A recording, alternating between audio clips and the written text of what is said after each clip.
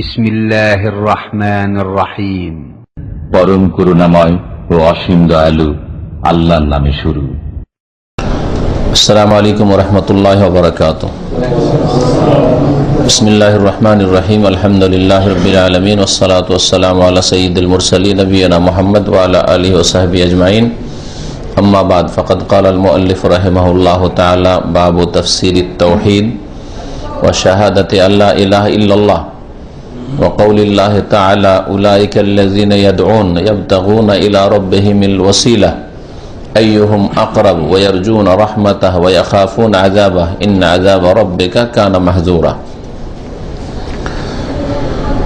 ওয়া কওলিহি তাআলা ওয়া ইয ক্বালা ইব্রাহিমু লিআবিহি ওয়া কওমিহি ইন্নানী বারাউম মিম্মা তা'বুদুন ইল্লাল্লাযী ফাতারানী ফাইন্নাহু সায়াহদিন।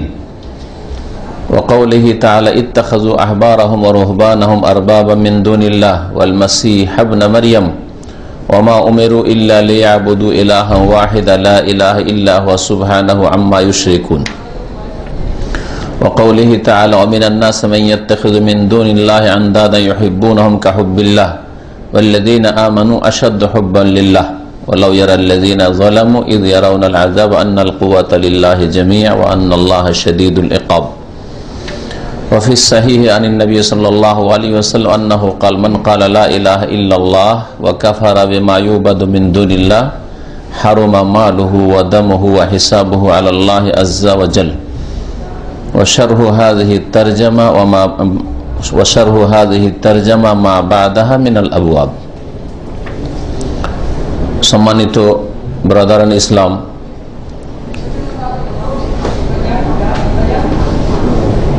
আল্লাহ পাক রব্বুল আলমিনের সমস্ত প্রশংসা যে আল্লাহ পাক রব্বুল আলমিন এক ও একক, ওয়াহদাহু লা শারীকা লাহ, যার কোনো শরীক নেই, যার একত্ব তৌহিদ প্রতিষ্ঠা করা মানব জাতির ওপর সর্বপ্রথম ফরজ, যার তৌহিদ একত্ব কায়েম করা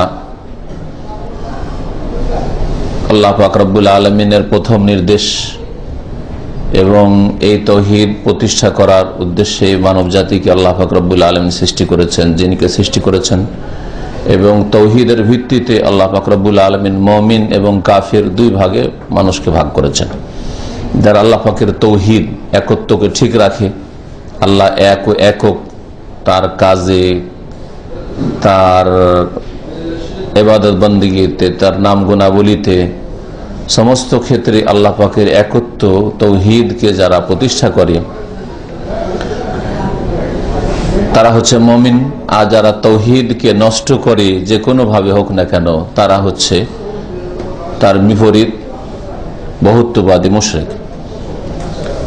আমাদের দর্শের বিষয়বস্তু হচ্ছে বাবু তাফসীরের তৌহিদ। লেখক বলছেন যে এই অধ্যায় হচ্ছে তৌহিদের তাফসীর বা ব্যাখ্যা সম্পর্কে। তৌহিদের ব্যাখ্যা কি, তৌহিদের ভাষ্য কি, তৌহিদ কাকে বলে, আর লা ইলাহা ইল্লাল্লাহর সাক্ষ্য প্রদানের ব্যাখ্যা কি। দুটো কথা বলেছেন, এর মানে এই নয় যে দুটো ভিন্ন ভিন্ন জিনিস। অনেক সময় পাশাপাশি দুটো কথা বললে দুটো ভিন্ন ভিন্ন জিনিস বোঝায়, আর কখনো দুটো হয়তো একই জিনিস কিন্তু একটা আম, একটু ব্যাপক, আর একটা খাস, এইরকমও বুঝায়।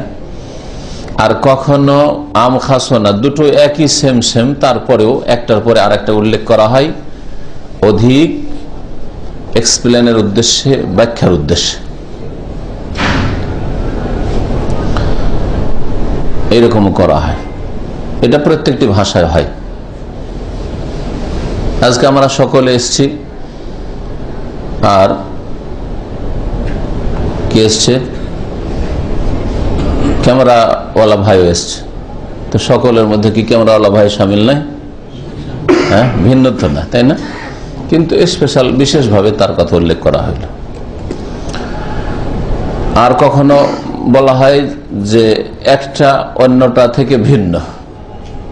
আজকে অমুক এসছে, অমুক এসছে, অমুক অমুক থেকে ভিন্ন, তাই না? আজকে ফখরুল ইসলাম এসছে, আজকে হাবিবও এসছে, তো হাবিব আলাদা, ফখরুল ইসলাম আলাদা, এটা হয়। আবার কখনো কখনো দুটো একই জিনিস হয়, শুধু একটু ব্যাখ্যার জন্য, তাই না?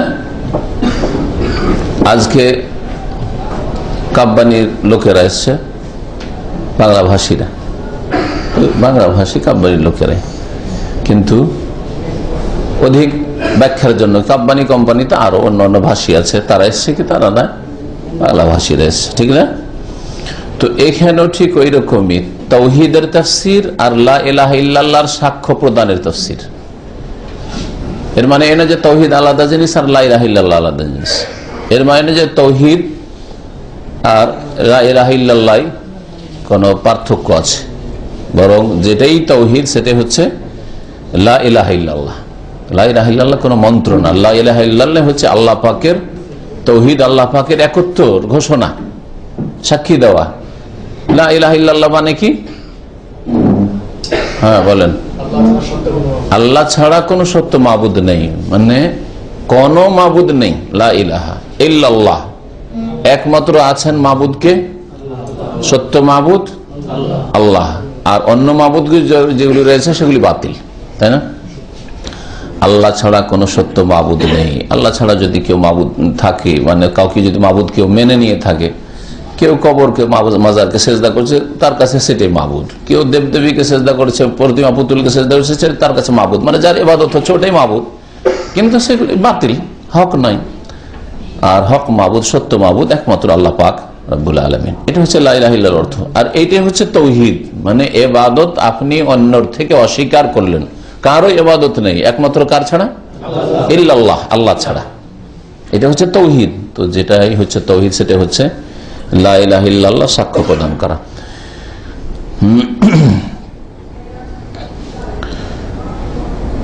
এই অধ্যায় দিয়ে লেখক রহমতুল্লাহ আলাইহি তাওহীদ এবং লা ইলাহা ইল্লাল্লাহর ব্যাখ্যা করতে চেয়েছেন। লা ইলাহা ইল্লাল্লাহ মানে এই নয় যে আল্লাহকে শুধু স্রষ্টা মানবেন, যে আল্লাহ সৃষ্টিকর্তা।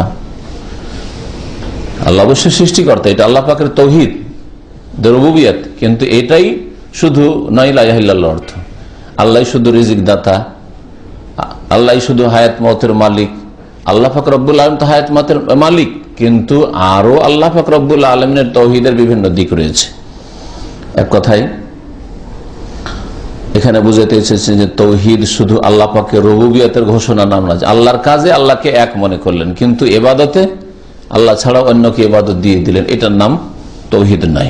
এরকম তাওহীদ তো কাফের মুশরিকদের মধ্যে ছিল। আরব মুশরিকরাও আল্লাহকে স্রষ্টা বলতো, আল্লাহকে আসমান জমিনের মালিক বলতো, হায়াত মওতের মালিক আল্লাহ কি বলতো, কিন্তু ইবাদত, রুকু, সিজদা, দুয়া, জবাই, মান্নত, এগুলি কার জন্য করতো? আল্লাহর কাছেও করতো আর দেবদেবীর কাছেও করতো। জবাই আল্লাহর জন্য করতো আর দেবদেবীর জন্য করতো, দোয়া আল্লাহর কাছে করতো আর দেবদেবীর কাছে। সাধারণ অবস্থাতে দেবদেবীর কাছে দোয়া করতো, কিন্তু বড় মুসিবতে ফাঁসলে, সমুদ্রে যখন হাবুডুবু করতো, যে ডুবে যাচ্ছে, তুফান উঠেছে ঝড়ে আর জাহাজ ডুবে যাচ্ছে, নৌকা ডুবে যাচ্ছে, তখন দাউল্লাহ মুখলিসিন, দাউল্লাহ কাফের মুশরিক আবু জাহল আবুল্লাহ আল্লাহকে ডাকতো, আল্লাহ কোরআনে বলেছেন, এটা নিজের কথা নয়, কোরআন বলছেন। কিন্তু তারপরে তো তাদেরকে মুসলিম বলা হয়নি, মুমিন বলা হয়নি, কাফির, কুলিয়া ইহাল কাফিরুন ইন্নামাল মুশরিকুন নাজাস, মুশরিকের নাপাক। আর ওদের এমনি ছেড়ে দেওয়া হয়নি ওই অবস্থায় যে চলবে, এটাই ওদের হেদায়েতের জন্য সবচেয়ে শ্রেষ্ঠ রাসূল মুহাম্মদ সাল্লাল্লাহু আলাইহি ওয়াসাল্লাম আল্লাহ পাঠিয়েছে, তাই না? প্রথমে ওদেরকে নবী সাল্লাল্লাহু আলাইহি ওয়াসাল্লাম বলেছেন, অন্যদের পূর্বে। তাহলে নবী পাঠাবার প্রয়োজন হয়েছিল এমন লোকদের জন্য যারা আল্লাহকে সৃষ্টিকর্তা মানত, সার্বভৌমত্বের মালিক মানত, হায়াত মতের মালিক মানত। এতটুকু মুসলিম মুমিন হওয়ার জন্য যথেষ্ট ছিল না, যদি এতটুকু ভালোই ছিল তাদের, কিন্তু এই ভালোটা যথেষ্ট নয়। তো লা ইলাহা ইল্লাল্লাহ আর তাওহীদের তাফসীর এখানে করে তাওহীদে উলুহিয়াত মানে আল্লাহ পাকের ইবাদত বন্দেগীর ক্ষেত্রেও আল্লাহ পাকের একত্ব কায়েম করতে হবে, এই কথা লেখক বুঝাতে চাইছেন।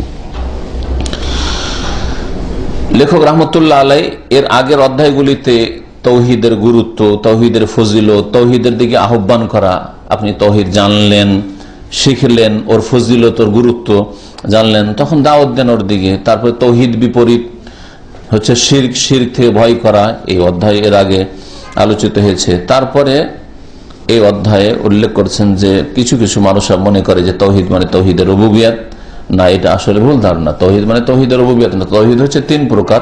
তৌহিদের রুবুবিয়ত আল্লাহর কাজেও আল্লাহকে এক মনে করবেন, আর আপনার কাজগুলি আল্লাহর জন্য খাস করবেন, আর কাউকে দিবেন না।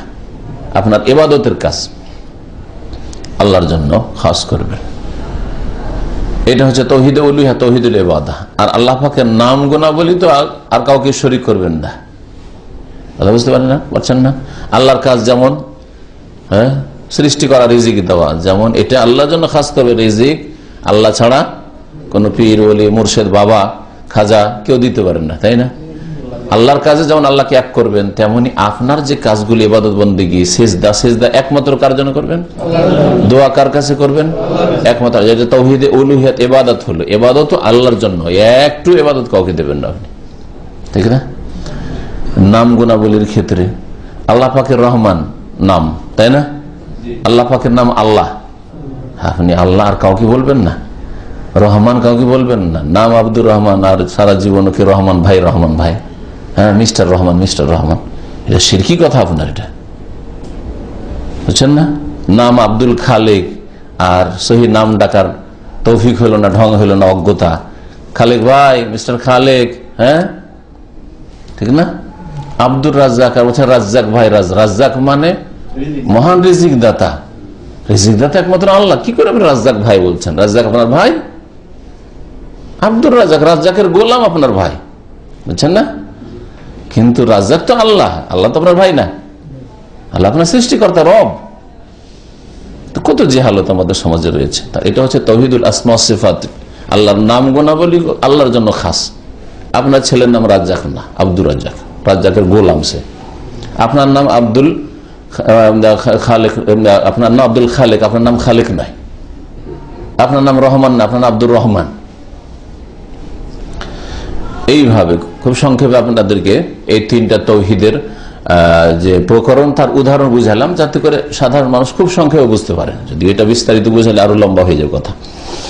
এতটুকু যদি সাধারণ মানুষ জেনে রাখেন, তাওহীদ তো যথেষ্ট। যে আপনার জীবনে প্রত্যেকটি আপনার কাজগুলি যেগুলি নেকির জন্য করছেন, সবগুলি আল্লাহর জন্য, কোনো মানুষের জন্য না, কফিলের জন্য না, আপনার না কোনো মৃতের জন্য না, পীরের জন্য না, জীবিতের জন্য, কারোর জন্য না, হ্যাঁ আল্লাহর সন্তুষ্টির জন্য করবেন।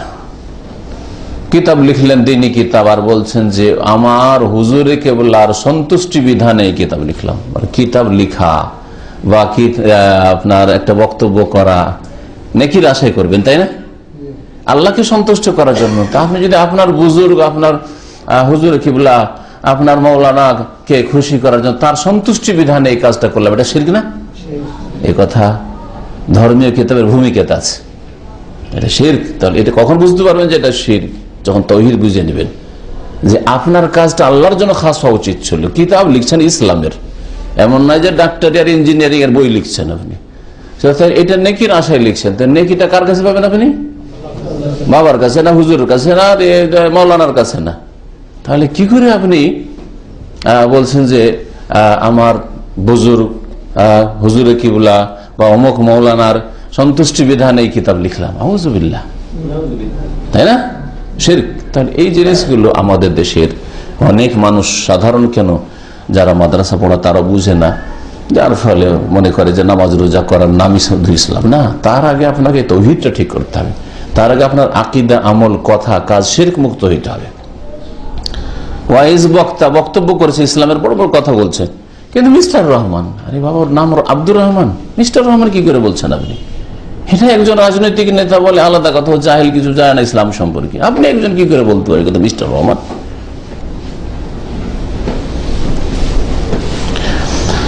তো যখন তাওহীদের জ্ঞান হয়ে যাবে, তখন আপনি কোনো মানুষকে আপনি রহমান বলবেন না, খালেক বলবেন না, হ্যাঁ আব্দুল গাফফার তো গাফফার ভাই বলবেন না, আব্দুল গাফফার ভাই বলবেন। হ্যাঁ, কথা আশা করি বুঝতে পারছেন। তো তাওহীদ শুধু রুবুবিয়তের নাম নয়, রুবুবিয়ত, উলুহিয়াত, ইবাদত আর আসমা সিফাত সবগুলির নাম। এখানে ইবাদত বোঝানো হয়েছে। কয়েকটা আয়াত যে লেখক নিয়ে এসেছেন এই অধ্যায়ে, এই আয়াতগুলিতে আল্লাহ পাকের বিভিন্ন ইবাদতগুলি যে বান্দারা করে থাকে, সেই ইবাদতগুলি উল্লেখ করা হয়েছে। এই ইবাদতগুলির প্রত্যেকটি, আর এছাড়াও অনেক ইবাদত রয়েছে, সবগুলি কার জন্য হইতে হবে? একমাত্র আল্লাহর জন্য হইতে হবে। আল্লাহর জন্য করলেন আর কিছু দিলেন কাউকে, তাহলে আপনার নাম কি হয়ে যাবে? মুশরিক হয়ে যাবে, মুমিন থাকবেন না আপনি।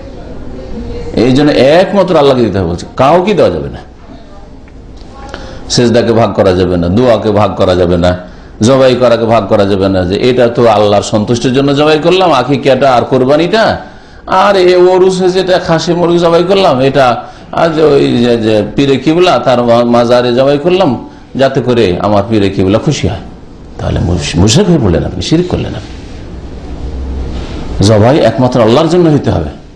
ফসল্লি লিরাব্বিকা, রবের জন্য নামাজ পড়, ওয়ানহার, রবের জন্য জবাই করো আল্লাহ বলছেন।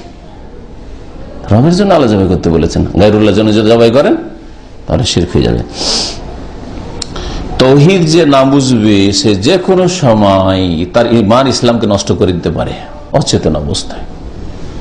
বাড়িতে ভালো মুসিবত এসছে, অসুখ বিসুখ ভালো হয় না, কোনো শয়তান কবিরা যে পরামর্শ দিল যে একটা কাজ করে, একটা সাদা মোরগ না কালো খাসি জবাই কর। কোথায়?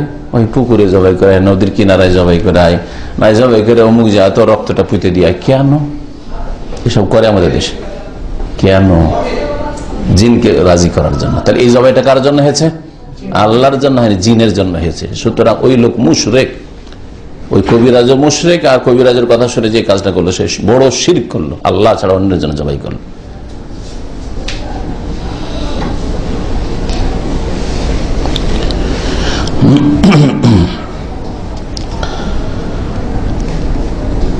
তৌহিদ তাহলে আল্লাহ পাক রব্বুল আলমিনের কাজে, আল্লাহ পাকের ইবাদতে মানে বান্দার কাজে এবং আল্লাহ পাকের নাম গুণাবলিতে আল্লাহর একত্ব প্রতিষ্ঠা করা, ইফরাদুল্লাহ। আর বিশেষ করে ইবাদতের ক্ষেত্রে অধিকাংশ মানুষ ভুল করেছে, ধর্মের নামে শিরিক করেছে, যার ফলে এই সম্পর্কে আরো সজাগ থাকতে হবে। হ্যাঁ, ইবাদত বন্দেগীর ক্ষেত্রে ইফরাদুল্লাহ বিল ইবাদা, এই জন্য অনেকে তৌহিদ মানে ইফরাদুল্লাহ বিল ইবাদা, ইবাদতে আল্লাহকে একক করা, একমাত্র আল্লাহ পাকের ইবাদত করবেন আপনি। আর শিরক থেকে মুক্ত করা, অনেকে ইবাদত করেছেন আর শিরকও করেছেন, চলবে না। শিরক থেকে মুক্ত হওয়া, নেগেটিভ পজিটিভ দুটাই। লা ইলাহা নেগেটিভ, অন্যকে অস্বীকার করেন, ইল্লাল্লাহ পজিটিভ, একমাত্র আল্লাহর ইবাদত করেন, ঠিক না? যেমন আমাদের মুসলিম সমাজে কতক মানুষ আছে যে তার মধ্যে কি আছে, আল্লাহ কালেমা হচ্ছে লা ইলাহা ইল্লাল্লাহ, তাই না? কোনো এলাহ নেই, কোনো এলাহ নেই, এতটা আছে শুধু, মানে ও নাস্তিক, কাফের। হ্যাঁ, তাহলে নেগেটিভ তোর মধ্যে ওইটা তো ঠিক আছে, কিন্তু পজিটিভ ইল্লাল্লাহ নেই, ও আল্লাহকে বিশ্বাস করে না, আল্লাহর ইবাদত করে না। বুঝতে পারছেন? তাহলে ওর নাম কি মুসলিম হইল? ও কবর মাজারও পূজা করে না, দেবদেবীও মানে না, ও মন্দিরও যায় না, চার্চও যায় না, ও মাজারও যায় না, শিরিক করে না। তো লা ইলাহা ঠিক আছে, কিন্তু ইল্লাল্লাহ ঠিক নাই, তার কাফের নাস্তিক। আর একজনের ধরেন এরকম আছে যে ও আল্লাহ পাকের ইবাদত করে, মানে ইল্লাল্লাহ আছে, নামাজ রোজা হজ যাকাত করে, ইল্লাল্লাহ আছে, কিন্তু লা ইলাহা নেই, অন্য ইলাহ নেই। বলছে না না না, উলিয়াও দিতে পারেন, ঘোষ কুতুবরা দিতে পারেন, আর মরেন না, ওরা জীবিত, ওরা সবকিছু শুনতে পারেন, জানতে পারেন। ওদের মাজার শরীফে গিয়ে যদি আপনি ডাকেন, বলেন, তাহলে শোনে আর দেয়, পাওয়া যায়। তাহলে কি হলো? ইল্লাল্লাহ তো আছে, নামাজ রোজা আছে, কিন্তু লা ইলাহা নেই, একটা অংশ আছে আর একটা অংশ নেই, তাহলে কালেমা নেই। সুতরাং সে এখন ইসলামের মধ্যে আসতে পারেনি, এই কালেমাতে আসতে পারেনি। এই হচ্ছে কালেমার অর্থ আসলে, আর তাফসীর ব্যাখ্যা। কালেমা মানে শুধু এই নাই যে মন্ত্র পড়তে লা ইলাহা ইল্লাল্লাহ, লা ইলাহা করতেও আছেন, এই যে মাজারে সেজদাও করতে আছেন, লা ইলাহা ইল্লাল্লাহ, লা ইলাহা করতেও আছেন, আর যে 5 ওয়াক্ত নামাজ পড়েন না, 5 ওয়াক্ত নামাজ পড়েন না একটা লোক, তাহলে তার মধ্যে ইল্লাল্লাহ নেই, পজিটিভ নেই, ঠিক না? আল্লাহ ছাড়া কেউ মাবুদ, আল্লাহ আপনার মাবুদ। তো ইবাদত কোথায়? প্রথম ইবাদত তো আপনার তাওহীদের পরে 5 ওয়াক্ত নামাজ। 5 ওয়াক্ত নামাজ কোথায়? বেনামাজি কেন মুসলিম আপনি? আপনি কেমন মুসলিম যে বেনামাজি? তাহলে ইল্লাল্লাহ তো নেই আপনার মধ্যে।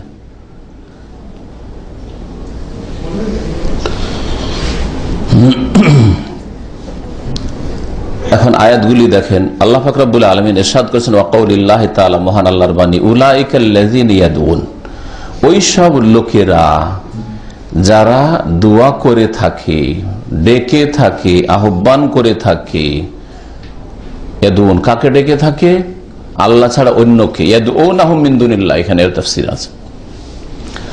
যেই সব লোকেরা আহ্বান করে থাকে, ডেকে থাকে আল্লাহ ছাড়া অন্যদেরকে, আল্লাহ ছাড়া যে যাকে ডাকে, কেউ ডাকে হরে রাম হরে কৃষ্ণ যেমন হিন্দুদের, হ্যাঁ, কেউ ডাকে আপনার ইয়া গৌসুল আজম মদদ, আব্দুল কাদের জিলানীকে মহান উদ্ধারকারী মদদ বলে, কেউ খাজা বাবাকে ডাকে, কেউ শাহজাল বাবাকে ডাকে, কেউ আটসি বাবাকে ডাকে। আল্লাহ পাক রব্বুল আলমিন এইরকম কেউ যদি মোহাম্মদ রসুল্লাহকে ডাকে, মদদ ইয়া রাসূলুল্লাহ, যেমন অনেক মুশরিকেরা মসজিদ নববীতে আসে আর ওই নবী সাল্লাল্লাহু আলাইহি ওয়াসাল্লামের জিয়ারতে এসে নবীর কাছে চায়, মদদ চায়। আল্লাহ পাক ওদের সম্পর্কে বলছেন, যে কোনো আল্লাহর সৃষ্টি, সে নবী হোক আর আল্লাহর কোন পরেশগার বান্দাই হোক আর দেবদেবী হোক, যা কিছু হোক না কেন, জীবিত হোক মৃত হোক, কবরের মাজারের আকারে হোক আর প্রতিমা পুতুলের আকারে হোক, উলাইকাল্লাযিনা ইয়াদুন, আল্লাহ বলছেন ওই সব লোকেরা যারা আল্লাহ ছাড়া অন্যদেরকে আহ্বান করে, ডাকে। একদল ডাকে আল্লাহ ছাড়া অন্যকে, তাহলে এরা শিরিক করলো, তাই না? আর যাদেরকে ডাকে তাহলে ওরা ওদের মাবুদ, বাতিল মাবুদ, এই জন্য যে আল্লাহ এই ইবাদত সাব্যস্ত করেননি সেজন্য বাতিল মাবুদ। ভালো মানুষ হইলেও যখন কাজটা ভুল তাহলে বাতিল মাবুদ, তাই না?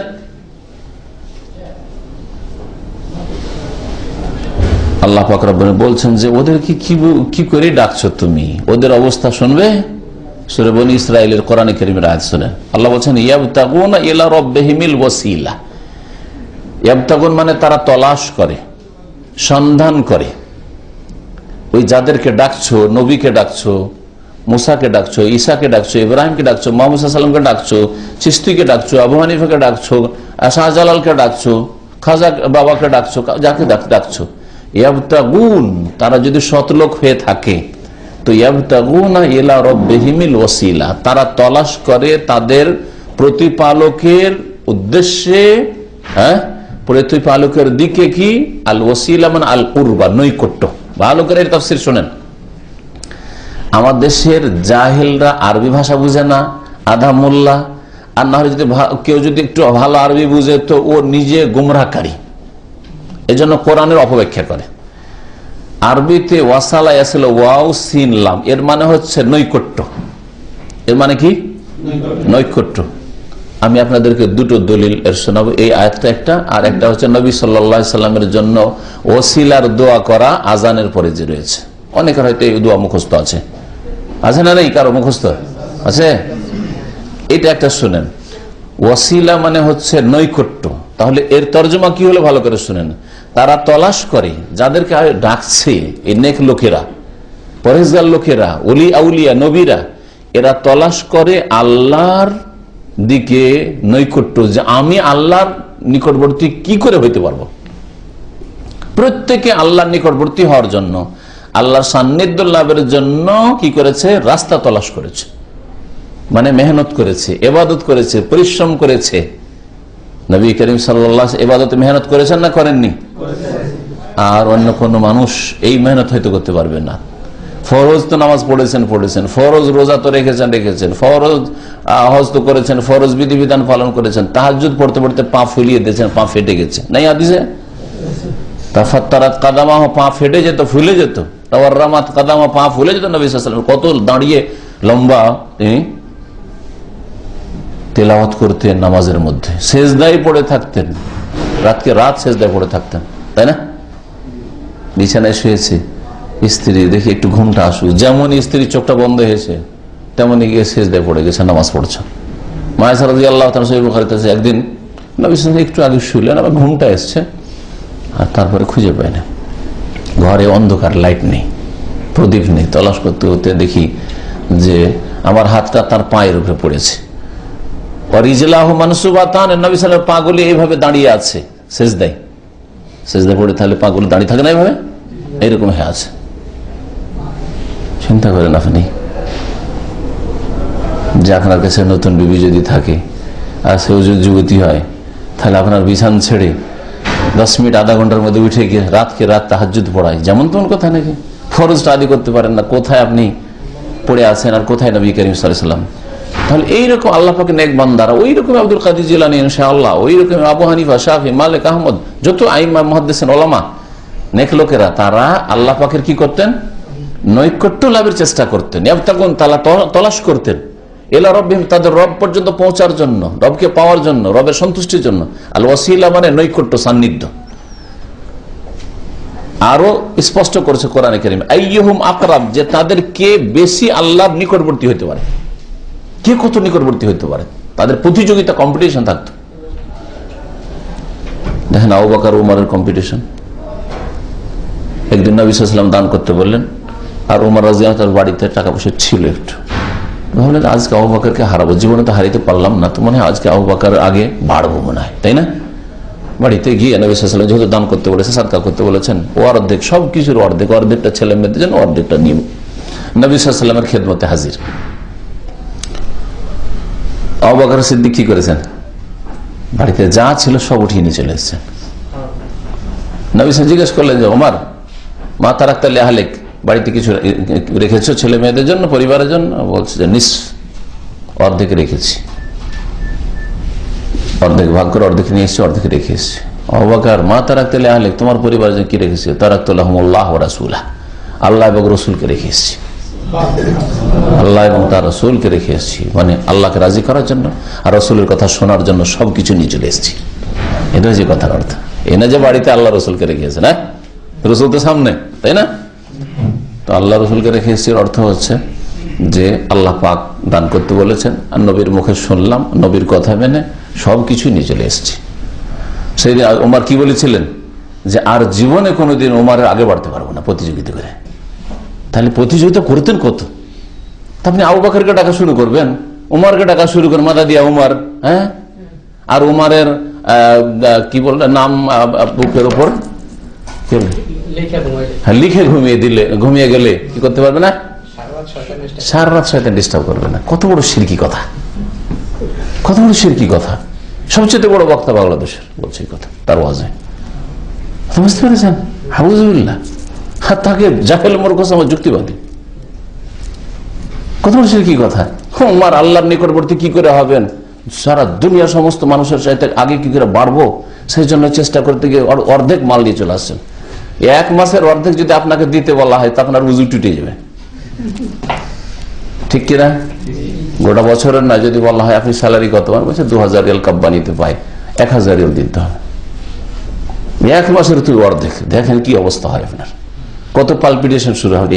1000 রিয়াল মানে এত টাকা বাংলাদেশে, এতে হবে সেই হবে আমার, তাই না? কত হিসাব করে বসে আছে।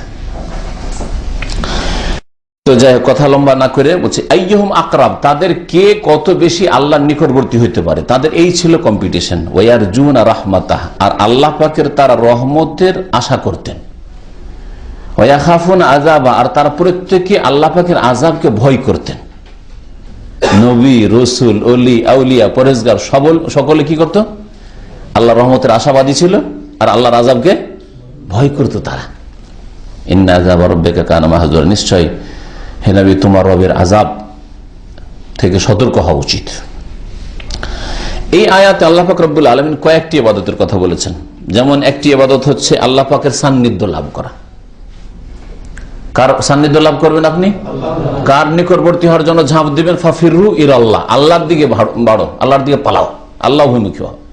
এই না যে আমি কার সান্নিধ্য চাই? আমার হুজুরে কিবলার, আমার পীরের, আমার বাবার, আমার ওই মাজারের না। দেখেন নৈকট্য লাভ আল্লাহ পাকে করবেন। আর রহমতের আশা করবেন কার? দয়ার আশা করবেন কার? আল্লাহর। এটা হচ্ছে নবী, ওলি, আউলিয়াদের চরিত্র। কার আযাবকে, কার শাস্তিকে ভয় করবেন? এতদিন যেতাম মাজারে, এখন যদি না যাই, এতদিন খাসি মুরগি দিতাম, যদি না দিই মাজারে ওরসে, এতদিন চাদর চড়াইতাম, যদি না চড়াই তাহলে পীর বাবার মার না পড়ে যায়। তাহলে আপনি পীর বাবার আযাবকে ভয় করলেন? হ্যাঁ, পীর বাবা আপনাকে আযাব দিতে পারে। এটা কি নবী ওলি আউলিয়াদের আদর্শ? আরে যাদেরকে ডাকছো, শিরক করছো, তারা তো এই কাজ করে না, তারা আল্লাহর আযাবকে ভয় করে। তারাই ভয় করে তো তোমাকে কি দেবে? তারাই আল্লাহর রহমতের আশাবাদী, তো তোমাকে কি দিতে পারে?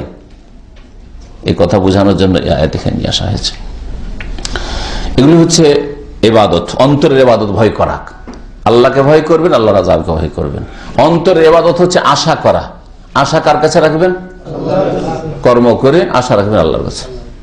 মানুষের সাথে আশাকে ঝুলিয়ে রাখবেন না, না হলে নিরাশ যখন হবেন তখন হা হুতাশ করবেন আর হার্ট ফেল করবেন আপনি। লেখক বলছেন এই আয়াত থেকে বোঝা গেল বা এই আয়াতে খণ্ডন রয়েছে ওই সব লোকের যারা ওলি আউলিয়াকে, নেক লোকদেরকে, নবীদেরকে ডাকে বালা মুসিবত দূর করার জন্য। রোগ ভালো হয় না তখন বাবাকে ডাকতে চলে গেল মাজারে, হ্যাঁ, নবীর কাছে সাহায্য চাইল। অথবা কোন লাভের জন্য, ছেলে হয় না তো ছেলে মেয়ে পাবো, মাজারে চলে গেল।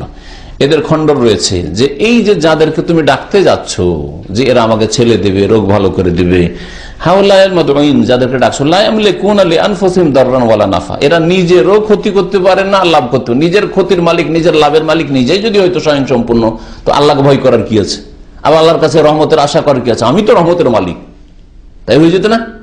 তারা তো আল্লাহর রহমতের আশা করে।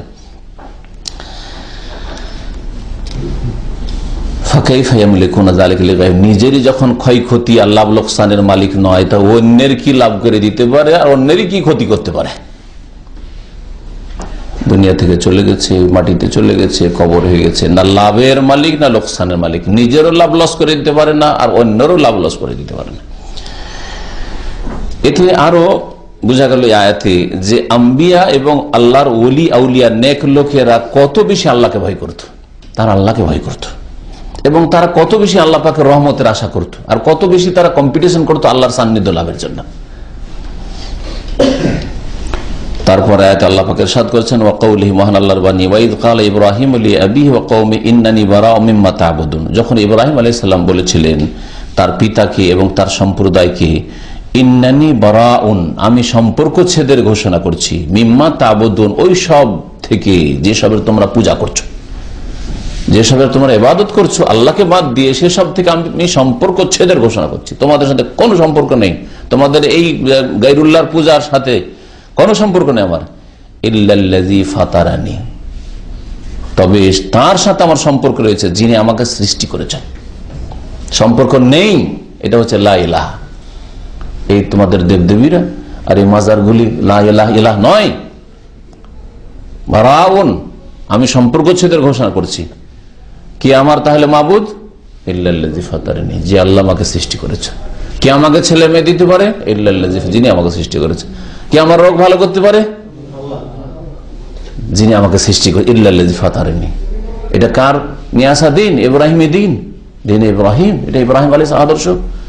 আর আল্লাহ বলছেন মিল্লাতে আবিকুম ইব্রাহিম, তোমাদের পিতা ইব্রাহিম আলাইহিস সালামের দিন তোমাদের দেওয়া হয়েছে, তাওহীদের দিন। সেই দিনে কেউ দেবদেবীর পূজা ঢুকিয়ে দিয়েছে, কেউ কবর মাজার পূজা ঢুকিয়ে দিয়েছে। ফাইন্নাহু সায়াহদিন, নিঃসন্দেহে তিনি আল্লাহই রাস্তা দেখিয়ে থাকেন। কে রাস্তা দেখায়? হেদায়েতের মালিক আল্লাহ, কোন নবী ওলি পীর হেদায়েতের মালিক না।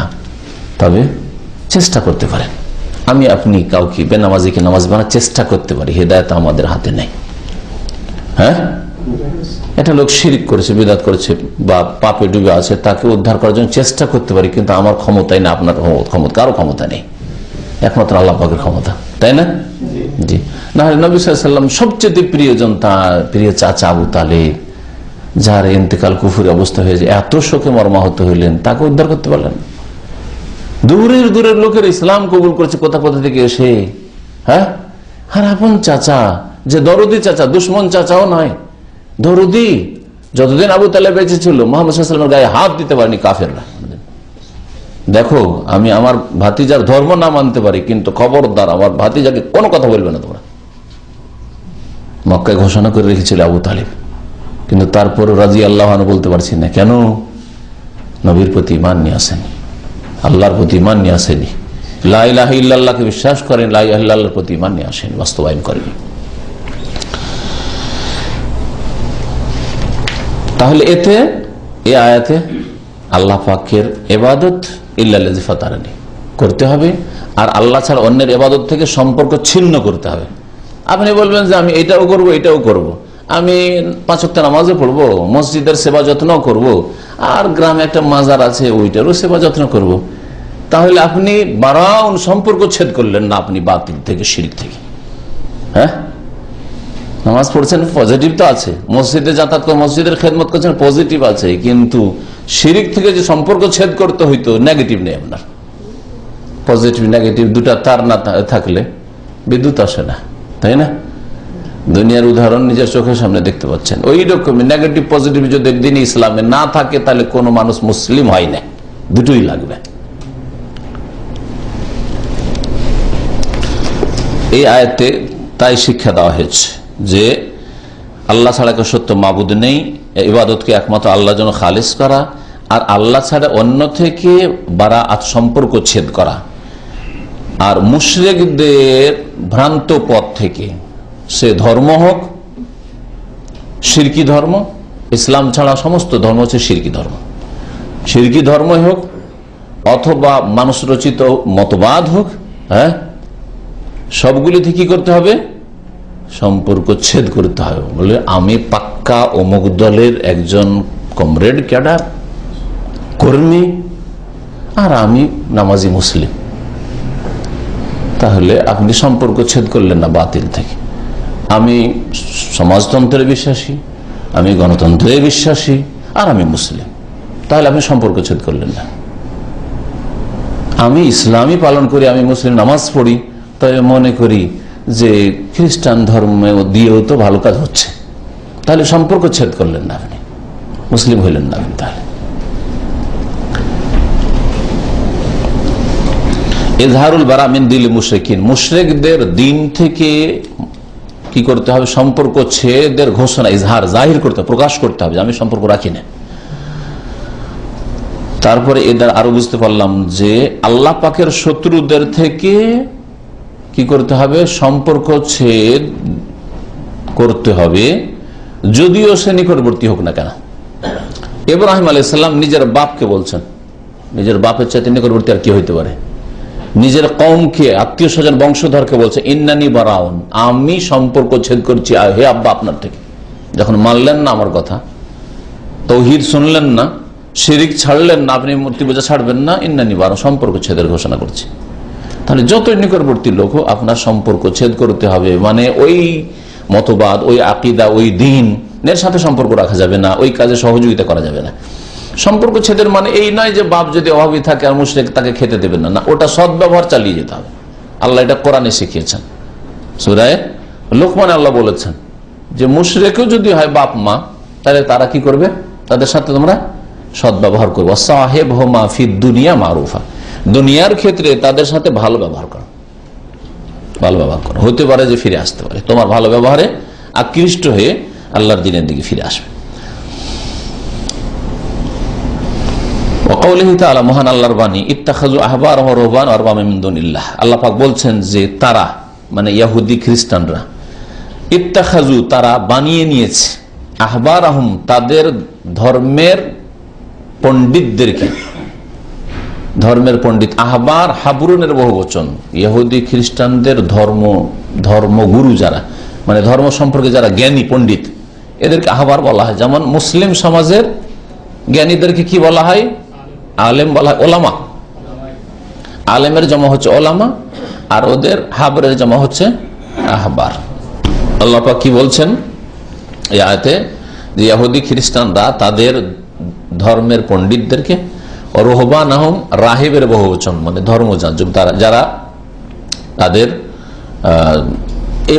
ইবাদত উপাসনা করে, হয়তো আলেম নয়, জ্ঞানী নয় তাদের ধর্মের, কিন্তু তারা তাদের ধর্মের ধার্মিক লোক, ধর্মগুরু, এরা মানে সাধক, এইরকম যারা, যেমন যারা পোপ পাদ্রী খ্রিস্টানদের রয়েছে, এদেরকে কি করেছে আল্লাহ বলছেন আরবাবান, এরা রব বানিয়ে ফেলেছে, প্রভু বানিয়ে ফেলেছে, মিন দুনিল্লাহ, আল্লাহকে বাদ দিয়ে।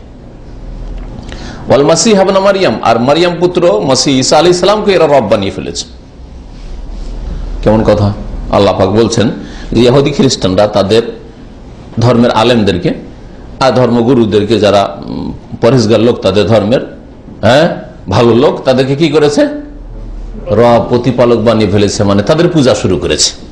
আর কার পূজা শুরু করেছে? না, রব বানিয়ে ফেলেছে মারইয়াম পুত্র মসিহকে, আমরা ঈসা আলাইহিস সালামের। এ আয়াত যখন নাযিল হয়েছিল, তখন আদি বিন হাতেম খ্রিস্টান ছিলেন, আগের যুগে মুসলমান হয়েছেন, হাতেম তাইর ছেলে। উনি বললেন যে ইয়া রাসূলুল্লাহ, আমরা তো আমাদের ধর্মগুরুদের পূজা করি না, আমরা তো আমাদের আলেম হুজুরদের পূজা করি না। ইন্না লা না'বুদুহুম, পূজা মানে ও ভেবেছিল যে সেজদা করা, আমরা তো পাদ্রীদেরকে সেজদা করি না, আমরা ধর্মগুরুদেরকে সেজদা করি না। তো কেমন কথা, কোরআন বলছে যে তোমরা রব বানিয়ে ফেলেছো।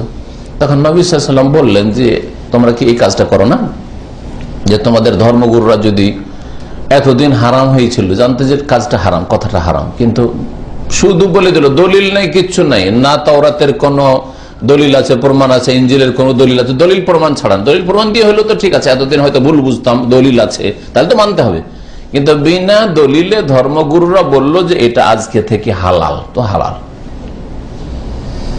এতদিন হারাম ছিল, হালাল হয়ে গেল আজকে থেকে। এই কাজটা করতো ইহুদি খ্রিস্টানদের ধর্মগুরুরা। আর এখনো তাদের বড় পোপ যদি একটা ঘোষণা করে যে খ্রিস্টানদের জন্য আজকে থেকে অমুক কাজটা বৈধ, তো বৈধ, কারণ আমাদের চার্চের যে বড় গুরু তিনি বলেছেন।